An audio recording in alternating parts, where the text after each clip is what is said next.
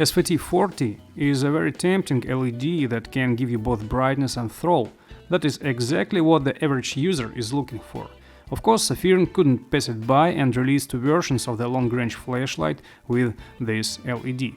It's usually inexpensive with a capacious battery, good user interface and fast built-in charging. Let's take a closer look at IF22.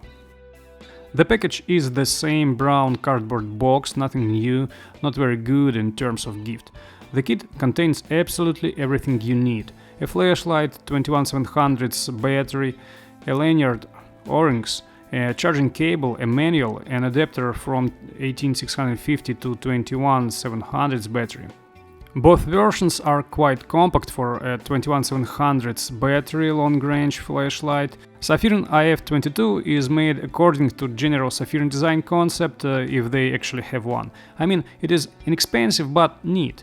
They are devoid of any obvious individuality, and outwardly it is more likely just a usual flashlight. In general, nothing new. The flashlight can be disassembled in three parts. The middle part can be installed in any direction, there will be steel contact and the flashlight will work. The clip is double-sided, removable with a reasonable effort without scratching the anodizing. The spring in a tail cap is medium thick. Despite the fact that there is a pin of the contact pad at the head, contact is not interrupted upon impact. The knurling is the simplest one. The flashlight is quite comfortable for grip, especially with the clip on.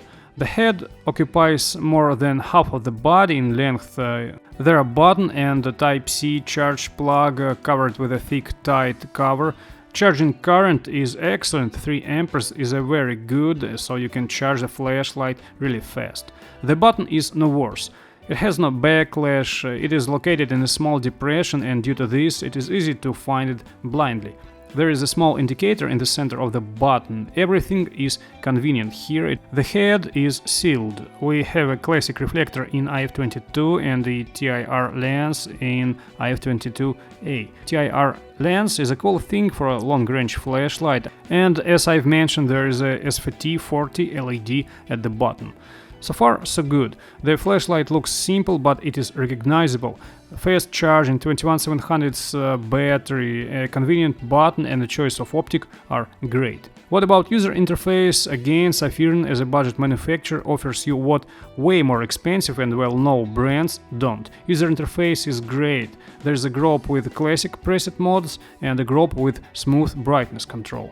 Okay, after a lot of good words, that's time to criticize the flashlight. There is a lot of active thermoregulation, but there is no stabilization.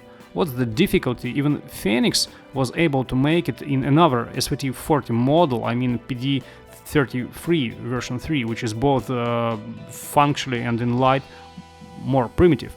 I understand if Sofirn as Imolent wouldn't do stabilization at all, but they either have it or not.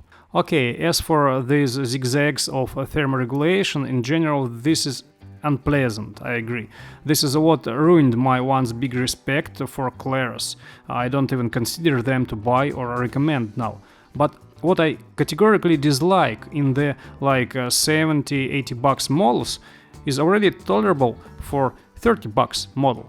You get 20 minutes of no zigzags light, and it seems you just go to a lower brightness before these zigzags start. And don't forget about 4 minutes of turbo mode, which is a really good number. It is worth understanding that the numbers here are relative and runtime will change depending on the windiness and outside temperature. In winter you may not see these zigzags at all. And light itself. It is really good here. Before putting my hands on Sofirn IF22, I faced SFT40 twice, in Phoenix PD23 version 3 and another flashlight, I've forgotten which one. In both cases the flashlight gave a nasty green light, and I didn't understand why people give a good feedback to this LED. And then I got Sofirn IF22 and everything fell into place. The budget Sofirn was equipped with a normal tint LED.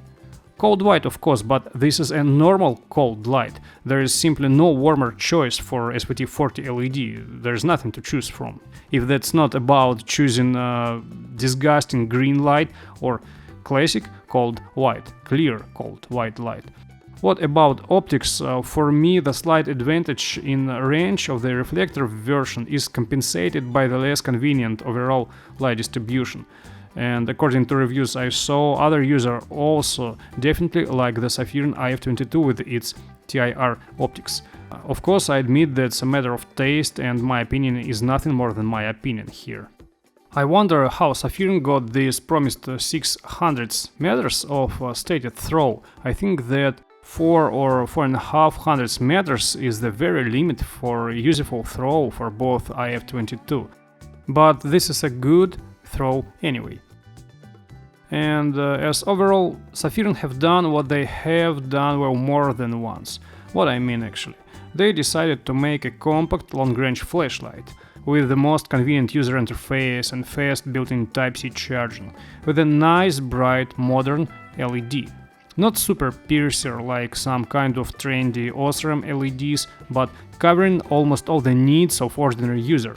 They decided to power this flashlight by a capacious 21700's battery and ask for all this traditionally low price, just honey and sugar. And bam!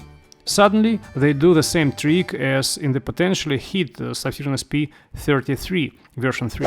Namely, they deprived IF22 of stabilization and added extra aggressive active thermoregulation with its jumps in brightness during cooling. Though maybe you will not see all these zigzags in summer or in winter. Okay, the same Vurkas TS21 has no stabilization, and I really like this flashlight, really like, you can see the review. And IF22 in both versions can certainly be used as well. The question is that it could be much better.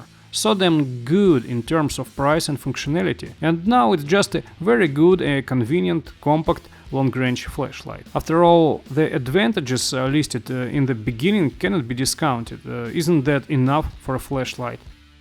I'm quite sure that for an ordinary person who doesn't bother about stabilization and active thermoregulation, this will be enough. For dad, for uncle, for neighbor, friend, there are no Android tricks in user interface, and there is a built charging and a good combination of brightness and throw.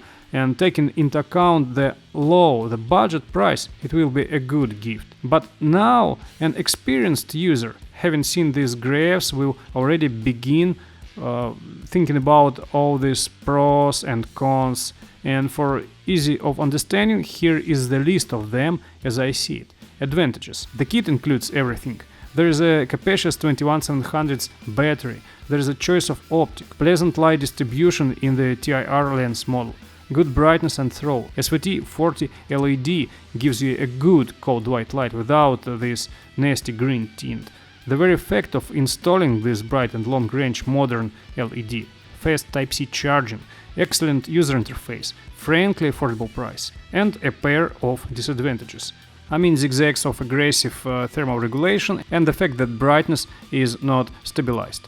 In short, if you want to opt for an inexpensive all-in-one thrower for general use, then IF22Aa will delight you. If you need a slightly longer range or $5 of savings are critical for you, or you need a long-range flashlight for a gun mount, then I think you should look at the good old Sofirn C8G.